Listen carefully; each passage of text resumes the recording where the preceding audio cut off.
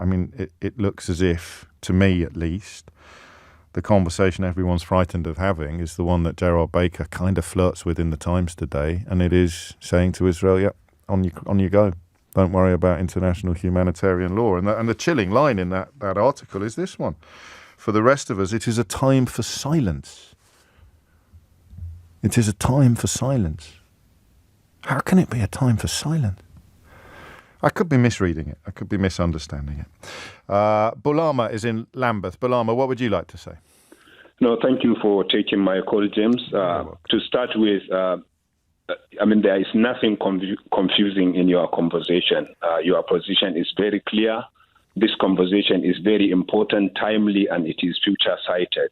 Thank you. The lady talks about warning, as if someone was warned and he's civilian, then that makes their life legitimate or makes them permissible target. Yes. And James, you and I are in London. I wonder if we were given 24-hour notice to leave our homes with our families, if we have not been rendered homeless, if bombs are going to be rained, then I don't know where we are going to live to.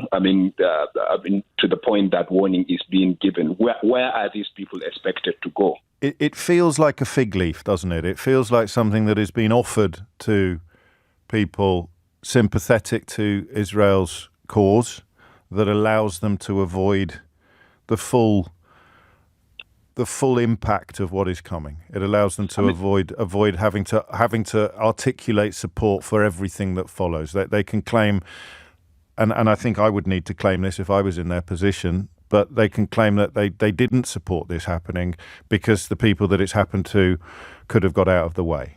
Yeah, they were warned, and so it is essentially then used as a justification. But if you looked at it, if those of us in London cannot leave our homes with our families in 24 hours, what more of one of the most congested areas of the world?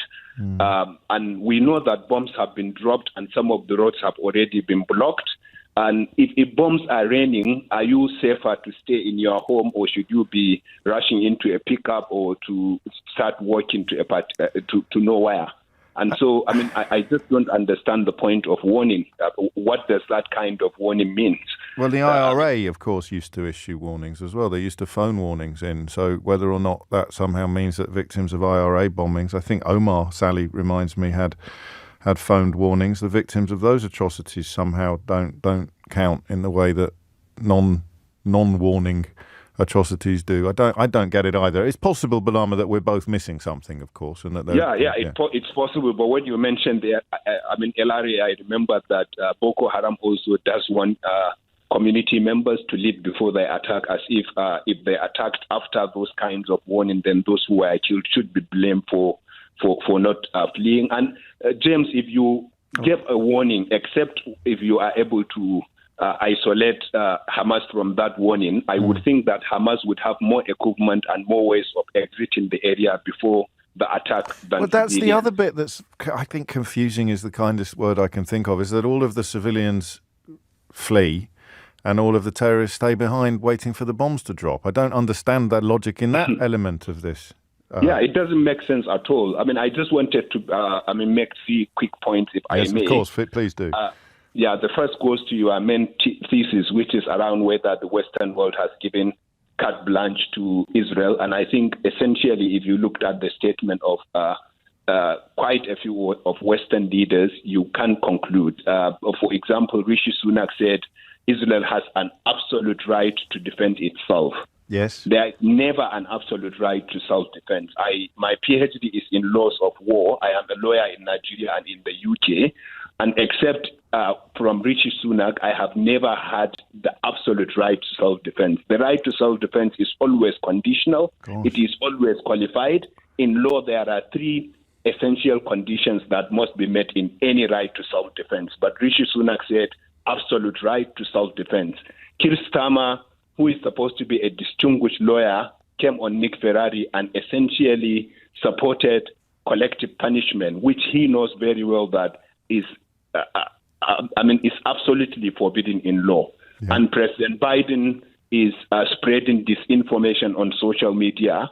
And of course, we have had the Israeli Prime Minister Netanyahu saying he is going to reshape the Middle East. And so it is essentially a blank check, a carte blanche that was given to Israel to do whatever they want to do.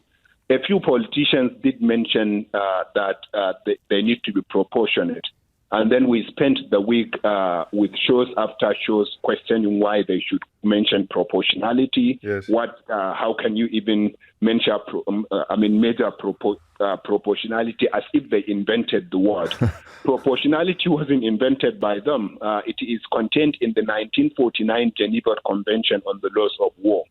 That convention was made 1 year after Israel was established, and that convention has been signed by all countries of the world. And in that convention, it is very clear that the doctrine of proportionality applies in every single situation of war. Israel has declared war. It has said that this has become a war, not a special operation. And by that declaration, then the Geneva Convention automatically applies. And the doctrine of proportionality is straightforward. It says where you are targeting a military target, but the civilian damage as a result of that targeting, where it is going to be excessive, then you should not go ahead. And so it is a question of how many civilians are you willing to kill in order to target a Hamas terrorist, for example. Now, you spoke about the 447 children that were killed, but there are another 300 women that have been killed, and targeting or killing women in a situation of war is forbidden. And then, of course... But they wouldn't have been targeted specifically, would they? No, they wouldn't, but indiscriminate attack is also forbidden in situations of war. And this is a classic case of indiscriminate targeting of indiscriminate attacks. And the point I was going to make, James, was that we talk about the women and children, about 700 of them that were killed. But of the 800 men that were killed, how many are Hamas fighters? Yeah. And I am mentioning this so that we remember that killing civilians, even when they are adult men, is not allowed in situations of war. The final point has to do with something that is beyond law or humanitarian consideration or human rights. Boko Haram, James, started in my backyard, and I have spent the last 15 years or so studying the group. Okay. A United Nations report that was published in 2017 found that of Boko Haram fighters who joined the group after the war had started, 71% joined because of human rights abuses by state forces against them. 71% of the fighters. Why am I saying this? If you went into Gaza and unleashed horror on the people of Gaza, what you may end up doing is killing mass civilians.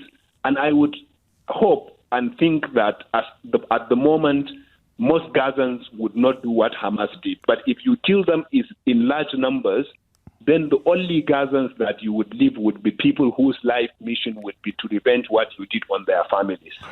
And so you would end up strengthening Hamas, because mass casualty in Gaza is going to facilitate recruitment, and a new generation of young people whose mission will be to take revenge will then grow up, and unfortunately we might see something even deadlier in the future.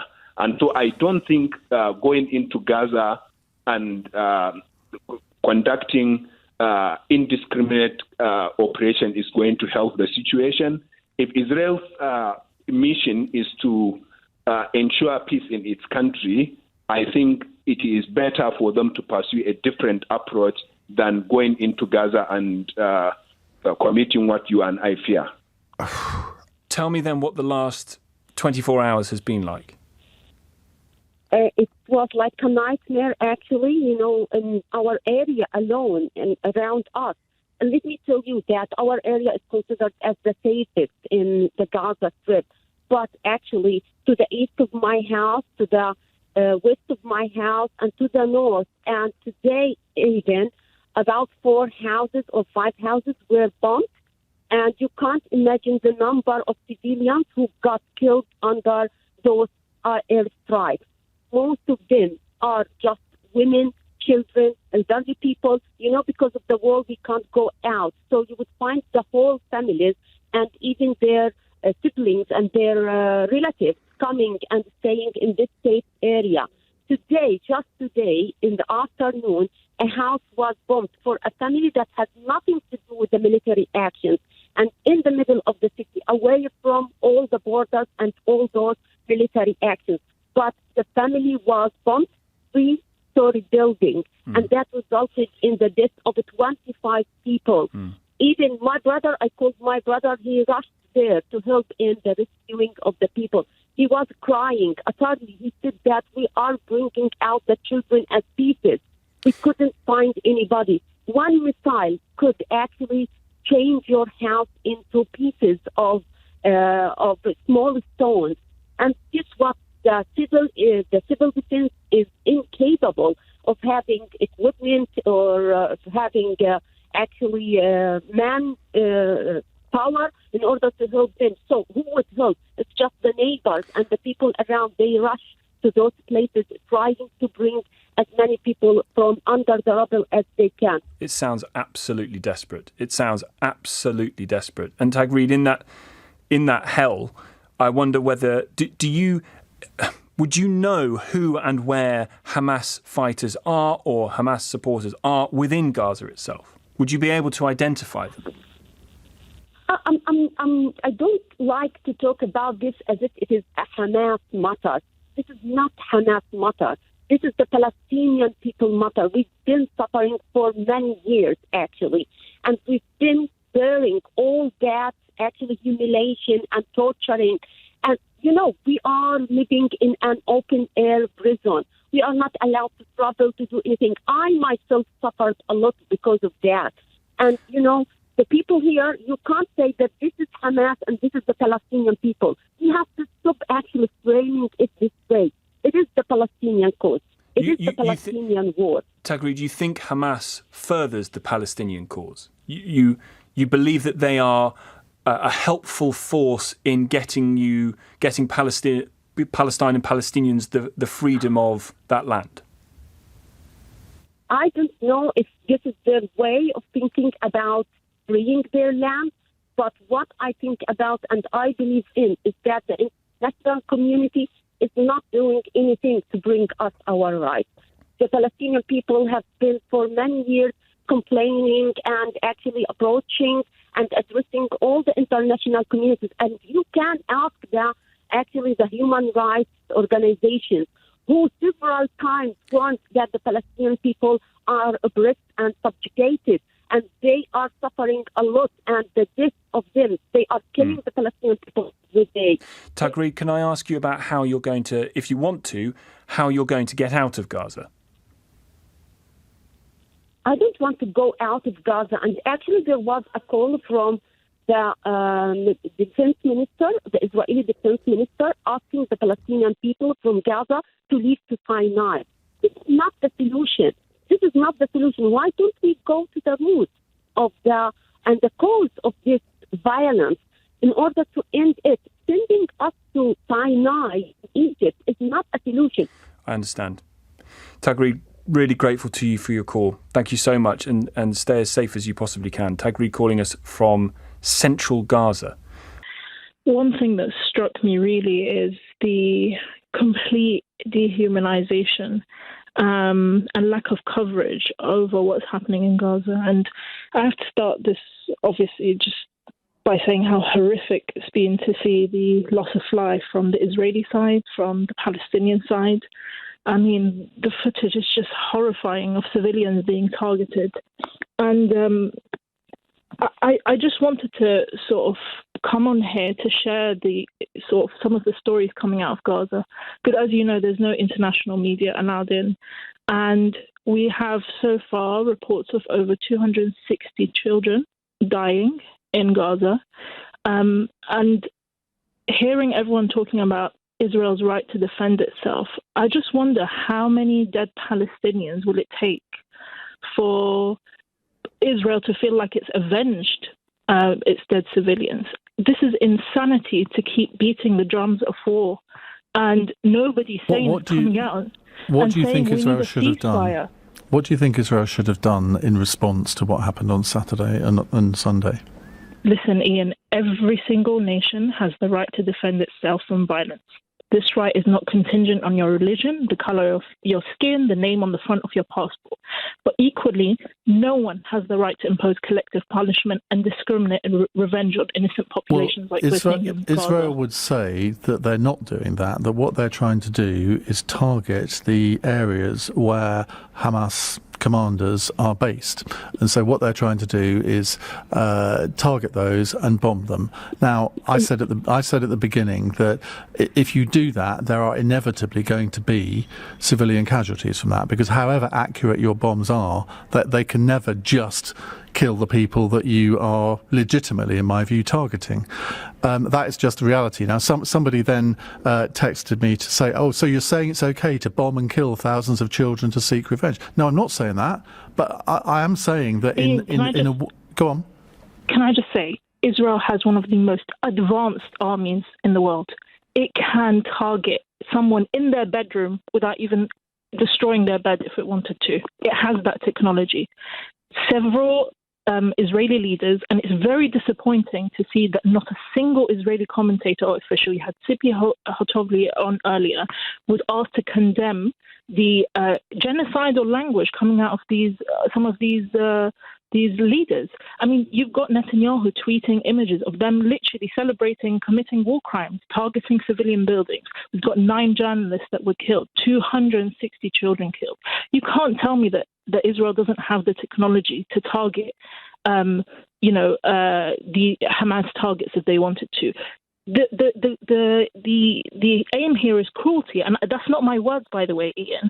Haaretz reported earlier today that in a cabinet meeting, Finance Minister Smotrich had said we have to be cruel now and not consider the captives. They don't even care about their own citizens, Israeli citizens that are captive right now in Gaza. And I just wanted to share something as well with those who are listening, which is the words of a teacher from Gaza. I have friends in Gaza right now whose parents have been killed, who have absolutely no idea. They cannot reach their families. Can you imagine the horror of that, not knowing whether your family is alive or not? And I just wanted to share with you the words of a teacher from Gaza. Her name is Imam Bershid. She has 3 young children, and she says, we've run out of water, we've run out of tears, we've run out of hope. I wanted to attend my students' graduation, but instead I'm attending their funerals. Why is that okay? Why is the world seeing these things and saying, well, you know, what is Israel meant to do? Do you know what Israel is meant to do, Ian? Tomorrow, if Gaza is obliterated, Hamas is gone, it will not end this conflict. It's insanity to beat the drums of war. I agree with you on that, and I think this is why William Hague's article today, I think, is so important, because the Israelis must not fall into the trap that they have fallen into in the past and effectively do Hamas's work for them, because I think the majority of public opinion on Saturday was horrified by what was happening, and you said yourself you were horrified by what was happening. We all were.